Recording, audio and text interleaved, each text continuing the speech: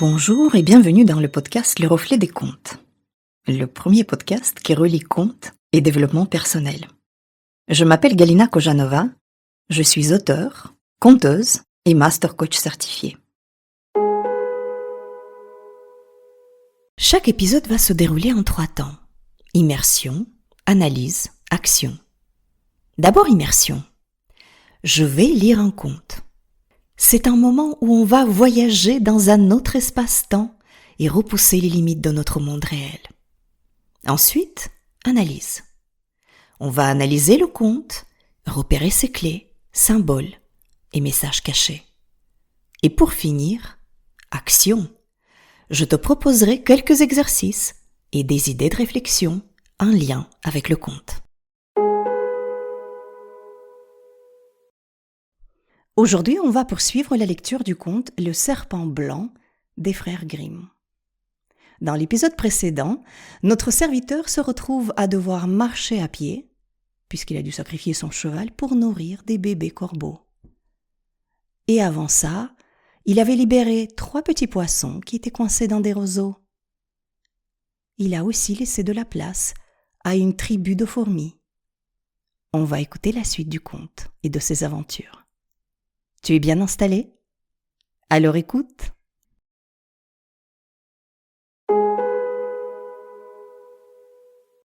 Après avoir marché bien longtemps, notre homme arriva dans une riche cité.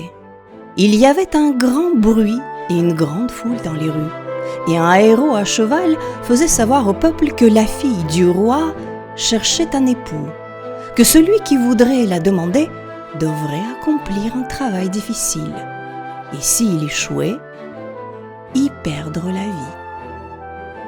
Beaucoup l'avaient déjà essayé et avaient en vain joué leur existence. Le jeune homme, voyant l'éclatante beauté de la princesse, oublia tout péril, alla saluer le roi et s'annonça comme prétendant. On le mena au bord de la mer, et on jeta sous ses yeux dans les flots une bague qu'on lui ordonna de chercher au fond de l'abîme, le menaçant, s'il remontait sans la tenir, de le précipiter de nouveau dans les eaux.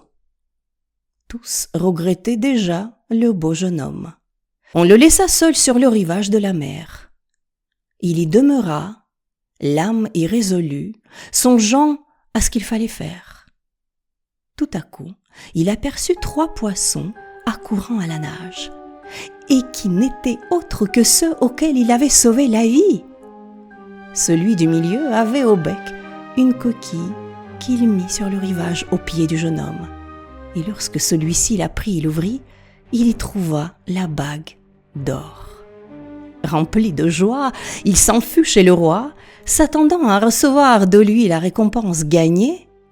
Mais la princesse, fière qu'elle était, apprenant qu'il n'était pas de la même noblesse qu'elle, le refusa et dit qu'il devait encore accomplir une seconde tâche. Elle descendit au jardin et y jeta elle-même 10 sacs de millet. « Tu devras l'avoir ramassé, dit-elle, avant que le soleil de demain soit couché et sans qu'il y manque un seul grain. » Le jeune homme examina vainement de quelle façon il pourrait obéir à cette exigence.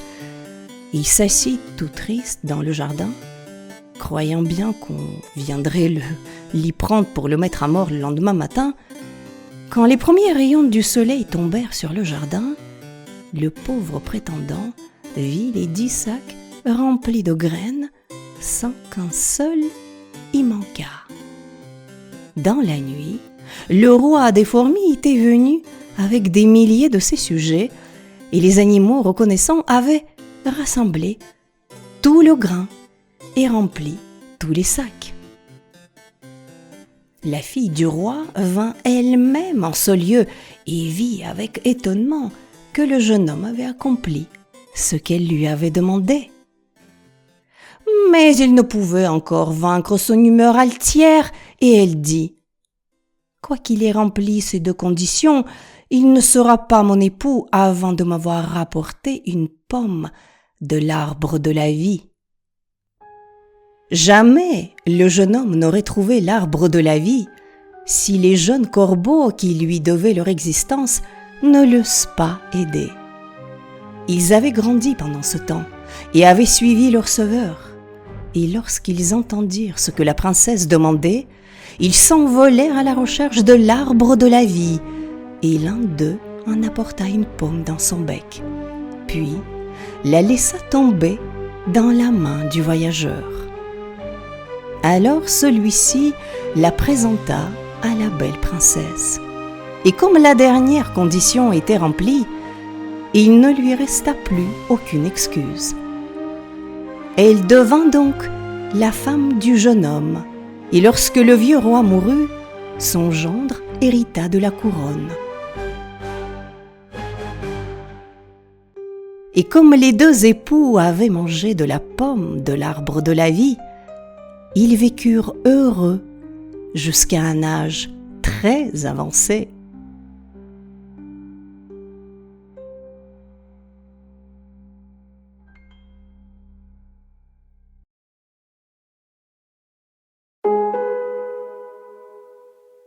Alors maintenant, le conte Le serpent blanc est terminé.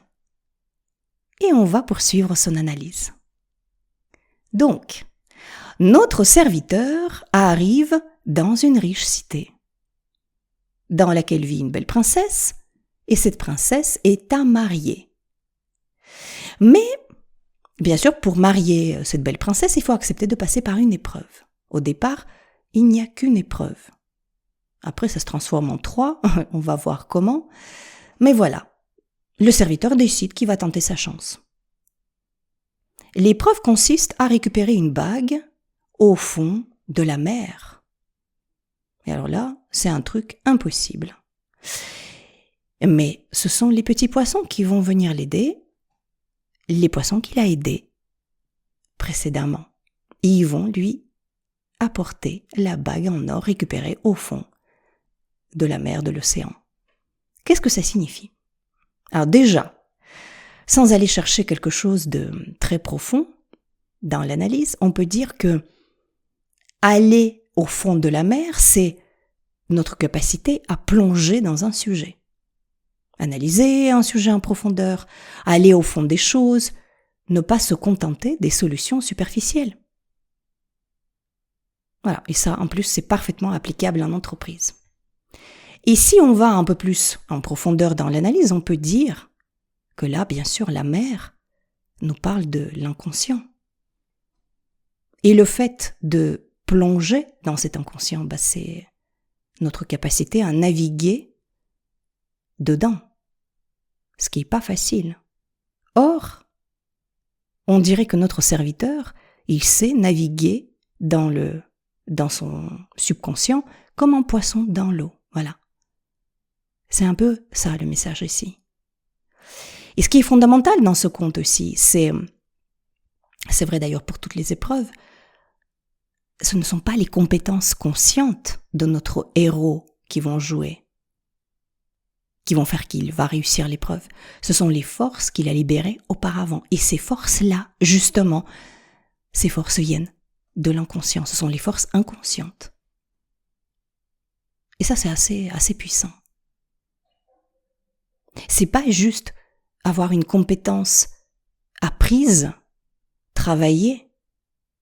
Il y a tout un tas de compétences cachées, fondamentales, qui sont au fond de notre être, qu'il faut savoir extraire, justement, de l'inconscient, au bon moment, quand on a besoin. Donc, ce que tu sauves dans l'inconscient te sauvera plus tard. Ça aussi, c'est un message intéressant. Il a sauvé les poissons vont l'aider. Ok pour cette épreuve. Mais ça n'est pas fini. Donc finalement, la princesse, elle décide qu'il va devoir passer par d'autres épreuves au lieu d'une seule. Le conte nous dit que la princesse, en fait, lui inflige ça parce que il n'est pas noble de naissance, en fait. Et c'est un peu comme ça dans la vie réelle. Le monde va toujours tester plus durement ceux qui n'ont pas le bon CV, pas le bon réseau, pas le bon statut. Donc le prestige n'est pas là, ne joue pas son rôle, on l'a pas. Là, il faut aller au mérite. Mais c'est plus solide, c'est bien plus solide. Donc le conte nous fait comprendre que même si ça peut paraître injuste, ces tests supplémentaires, il ne faut pas s'en offusquer, il ne faut pas se décourager. Ce qu'on va bâtir avec ces épreuves, ce sera du solide, du durable, et donc quelque chose de vraiment pérenne. Le conte nous dit aussi que une seule réussite, cette histoire de la bague récupérée au fond de la mer, mais ça n'est pas une preuve suffisante quelque part. Oui, c'est déjà énorme, bien sûr, mais peut-être que c'est un coup de chance, peut-être c'est le hasard, ça ne suffit pas. Un exploit ponctuel ne suffit pas ici. Il faut quelque chose de répétable. Donc, encore une fois, plus solide. Ça va faire une preuve du solide. Et il faut aussi que ça s'inscrive dans la durée.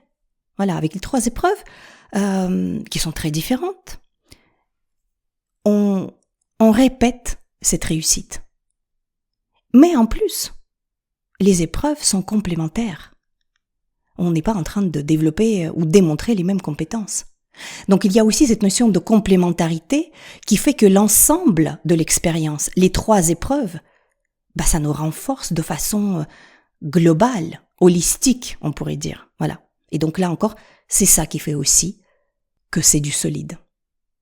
Donc ok, la première épreuve, c'est bon, on sait naviguer dans l'inconscient pour y extraire des trésors, extraire des compétences nouvelles, des connaissances nouvelles ou des insights, on va dire, qui nous font progresser. Bien.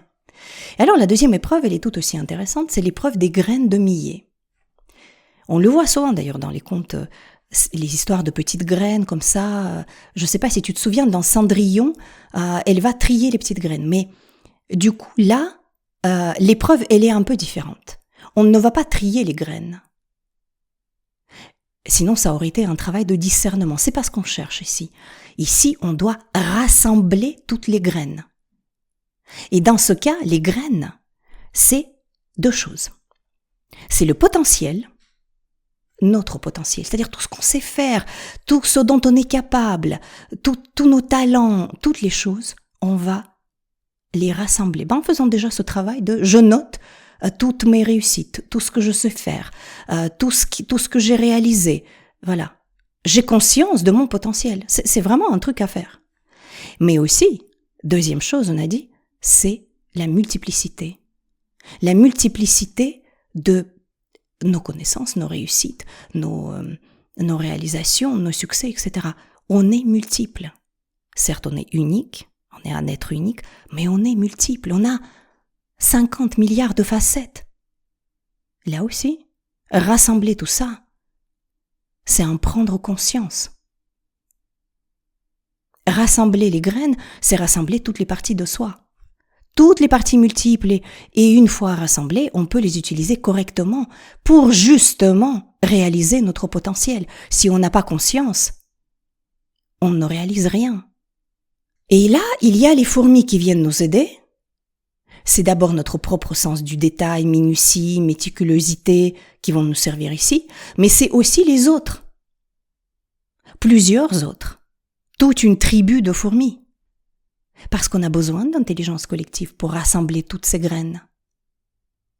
On va faire ce travail aussi avec les autres, un peu tout seul, au départ peut-être, mais avec les autres aussi, parce que seul, on ne voit pas tout. Et seul, on ne serait pas efficace. Seul, on reste dispersé. Il y a un peu de confusion. Voilà. Les petites graines sont éparpillées partout. Et l'intelligence collective, ici, va avoir une vraie valeur. Mais aussi, ce qui est important de souligner, là, c'est que ça va se jouer sur des petites choses, des micro-actions du quotidien. Les grandes transformations se passent comme ça. Il n'y a jamais un coup d'éclat d'un seul leader charismatique ou une grande décision fracassante qu'on fait. Non, on change et on réalise son potentiel par des micro-actions, tous les jours. Ça, c'était un second travail, un travail très important et extrêmement complémentaire par rapport à ce que les petits poissons peuvent accomplir en nageant dans la mer. Ok. Et la troisième épreuve, la pomme de l'arbre de la vie.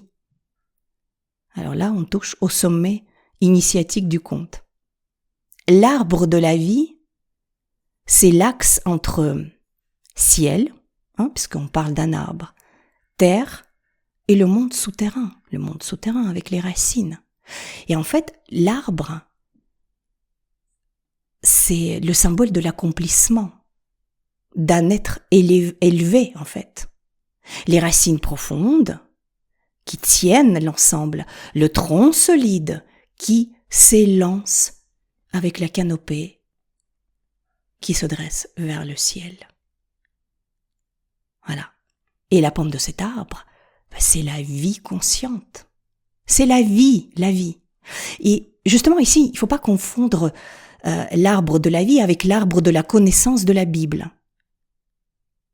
Connaître et expérimenter, ça peut être deux choses différentes. Il y a la connaissance livresque, théorique, et lorsqu'on expérimente, on vit l'expérience, on ressent. Et ici, justement, il s'agit de vivre, de ressentir la vie, de vivre consciemment, pas en mode automate, et pas forcément que avec des livres. Et c'est le corbeau qui va se charger de cette mission, de cette tâche, de rapporter une pomme de l'arbre de la vie. Le conte nous montre par là que c'est parce qu'on avait accepté, tu te souviens dans la première partie du conte, de perdre quelque chose avant le cheval, on a sacrifié le cheval pour nourrir les corbeaux, pour nourrir notre transformation, que maintenant, il nous est permis d'accéder à la vie au sens large, à quelque chose de plus grand. Et en leadership, l'épreuve de la pomme, ça serait accéder à une vision, mais la vraie cette fois. Pas de jolies phrases préfabriquées qui servent à rien.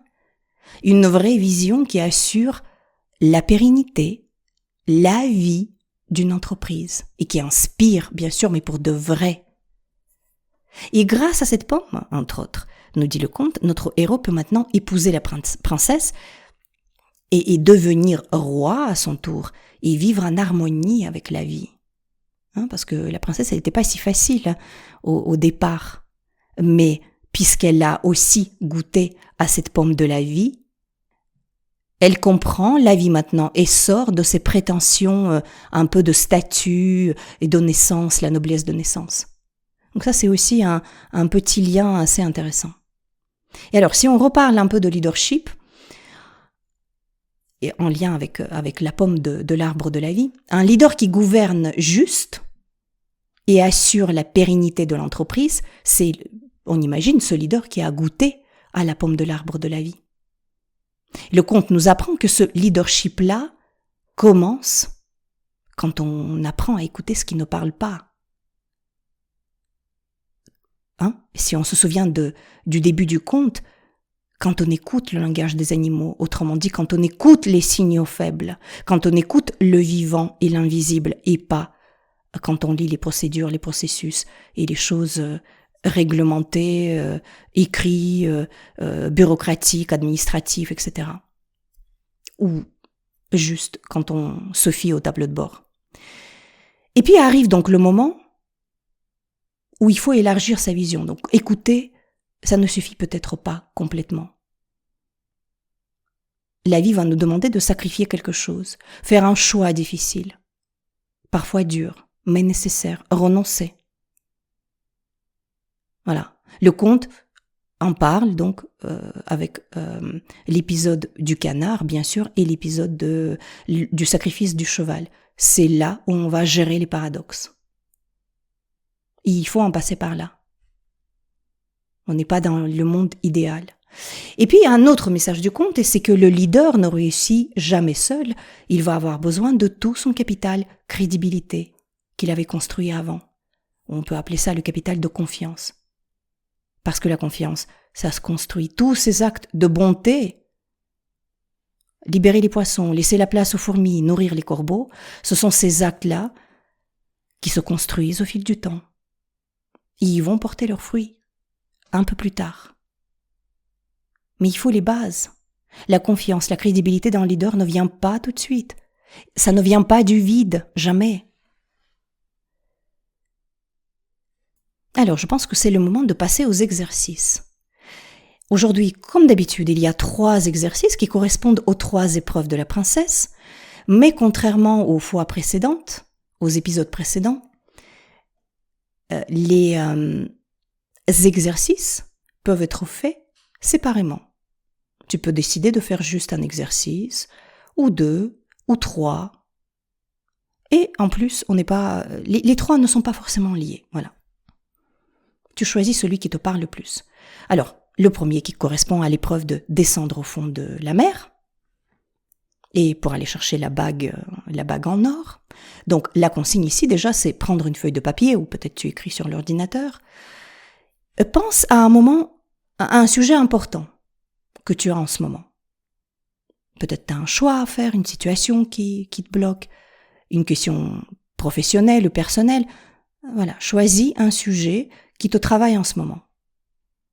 Et là, on va aller chercher justement la pépite un peu au fond de la mer, quelque chose que tu n'as peut-être pas encore regardé. On cherche un peu les choses invisibles à l'œil nu tout de suite. Voilà, pas la solution rapide, mais quelque chose qui se cache au fond de la mer, au fond du lac, voilà. Et peut-être quelque chose qui n'est pas confortable, d'ailleurs. Alors, tu notes tout ce qui te passe par la tête.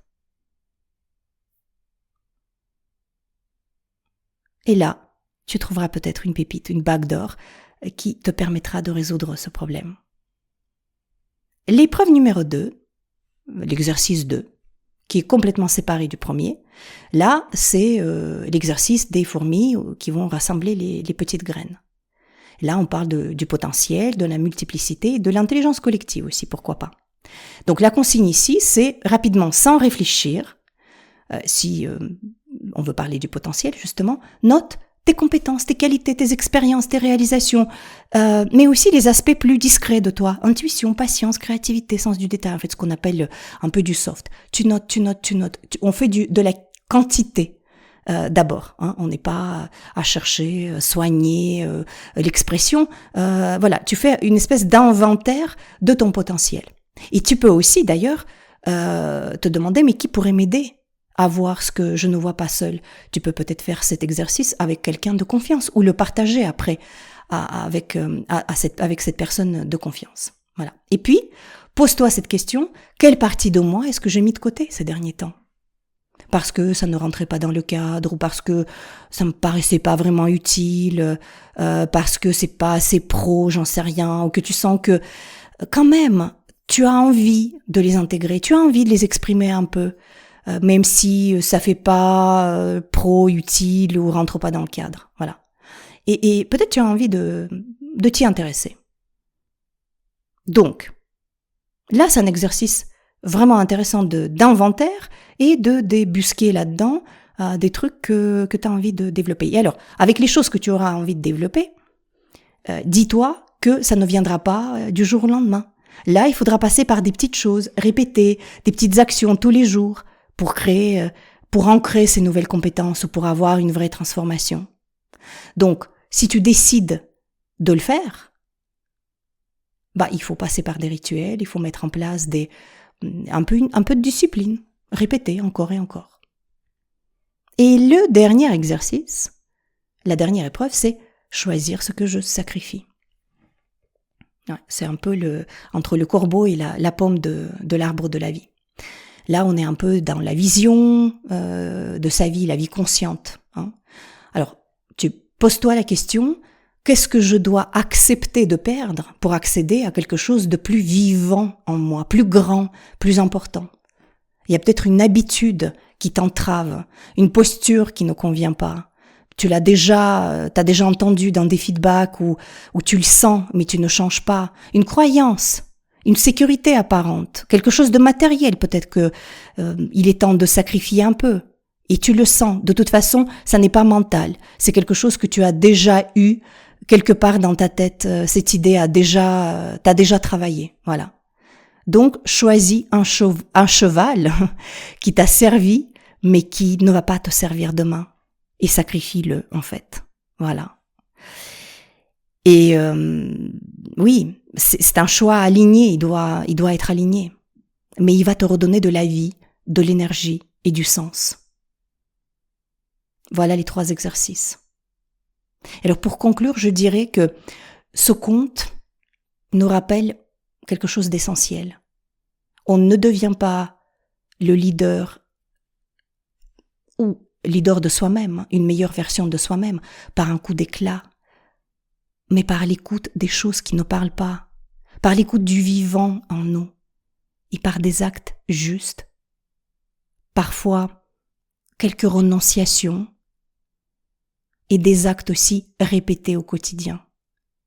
Voilà, un conte qui donne de la matière à réfléchir et à agir, puisque on va agir et avec intensité dans l'année du cheval qui a commencé le 17 février. Merci de m'avoir écouté. Je remettrai ces questions dans les notes de l'épisode.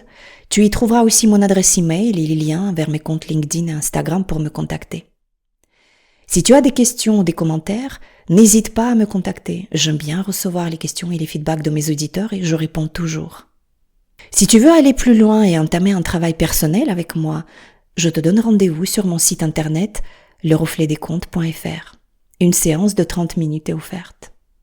On se retrouve dans 15 jours pour un nouveau conte et une nouvelle expérience sur le chemin de la connaissance de soi. Si cet épisode t'a plu, n'hésite pas à le partager autour de toi. Ça aidera à faire connaître le podcast. N'oublie pas de t'abonner à ce podcast pour ne pas rater la sortie de nouveaux épisodes. Merci de m'avoir écouté. Je crois que les contes peuvent nous aider à devenir les créateurs de notre vie. Créer son conte, sa vision, c'est une étape essentielle pour prendre sa vie en main. Dans ce podcast, j'aimerais t'offrir des outils pour écrire ton conte à toi, celui qui te permettra de créer ton avenir. Car si tu ne le fais pas, qui le fera ? À très vite pour un conte.